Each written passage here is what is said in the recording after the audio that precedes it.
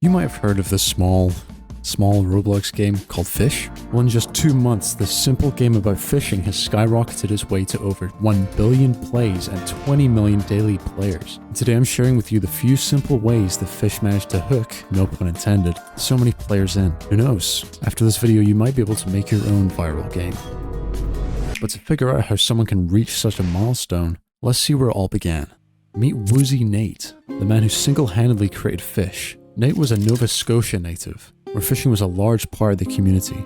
So naturally, one day he found himself looking around Roblox for a good fishing game. He tried game after game, but nothing quite hit the mark, and that's when it struck him. Roblox was missing the fishing game, and if no one else was going to do it, it would be him. This actually gives us a point on how the game blew up. Nate found a gap in the market. No good fishing games were on Roblox at this point, meaning that he wouldn't need to compete against other games in his niche. Meanwhile, if you were to make a simulator, have fun, I guess. So we have a gap in the market, but Nate still needs to create the game.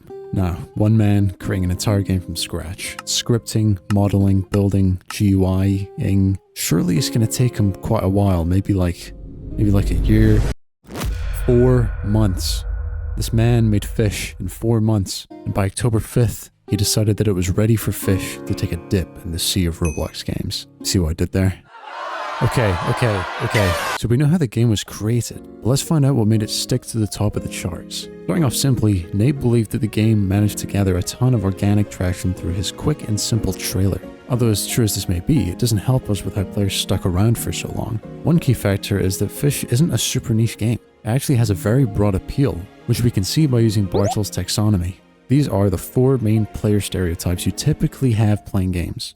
Killers, achievers, socializers, and explorers. We know the killers are kind of out of the picture. I don't see any killing happening in Fish, but the other 3 are still in play. Fish has a ton of islands to visit, which would excite explorers. There's an entire bestiary to take note of every fish that you've caught, which achievers would take advantage of. And you're able to see when other players catch fish and show off your fish to others, which is tailored towards socializers. Not only do you need to think about the types of players, but also the age demographic too. As stated in a Creator Spotlight post about Nate, he says games should be designed for every age and every place to have an enjoyable experience. This is evident in Fish. It's not hard to learn the basics. I mean, the main mechanic is from a Stardew Valley minigame.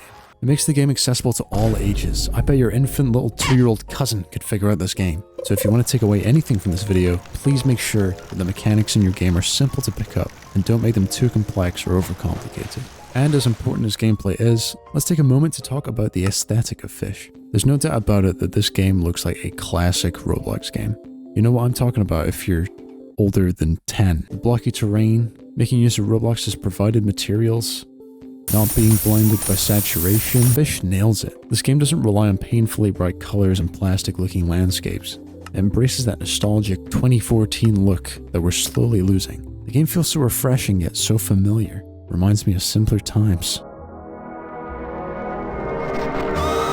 But not only do you need cool builds and a nice atmosphere to make your game stand out, you need top-of-the-market sounds. I don't know about you guys, but the first thing that struck me when playing this game was the satisfying sound design. Every single interaction you make with the NPCs or GUI or items all have sounds as a form of feedback for the player. Each one fits perfectly into the world and is accompanied by the game's soundtrack, created by Azali, OK, and Capri. I love the music in this game. Every island has its own atmospheric song to blast your ears with.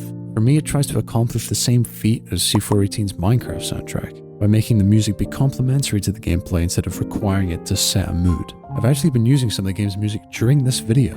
They've even been making more music for each update that comes out. Wait, hold on. Speaking of updates. If you don't update your game regularly, then you're not going to be able to keep an active player base. Unless you're Stickmaster Luke. In that case, you're probably fine. As of writing the script, Fish has already added a ton of new content in a surprising amount of time, now that Nate has a dev team helping him out. We've gotten a new island with a cool side quest, as well as a Halloween and Christmas event, which all get hyped up in an official Discord server, which is great for fostering a community for your game. Having seasonal events such as these rakes in a crazy amount of players. It creates a sense of urgency, a cheeky little bit of FOMO, fear of missing out, seeing as they only have a limited amount of time to experience the updates. So, your game has fun, simple mechanics, a cool aesthetic, some nice sounds, and a kick-ass trailer. What could be missing? Probably the most important thing a game needs. A core gameplay loop. And I know you might be wondering, Duckable, what's this mysterious loopage you speak of? Well, I'll tell you. Come closer. Closer. Closer. Okay. Personal space, buddy. If you've played Fish before, you'll know the satisfaction of casting your rod, clicking those shake buttons and reeling in some crazy fish. After that, you go sell them for coins, and use the coins to buy some new rods and new bows. That is a core gameplay loop. Fish, sell, buy. Action, reward, expansion. It's a cycle so simple and satisfying that it reels players in and keeps them hooked. You see what I did there? Reels and hooks. The reels and the hooks. It's that flow that has you up at 3 a.m. painfully staring at your screen until, for the 34th time, you say, just one more catch can't hurt, just one more. I need that shark. I just need the shark. Are you So, when planning out your Roblox game, make sure there are actions the player can execute, rewards for completing said tasks, depending on your gameplay, provide expansion and new content that players can unlock. I'll go a lot more into this and other tips for Roblox game development in another video that you should totally check out. Wouldn't it be crazy if it just like, I don't know, it just like showed up right now?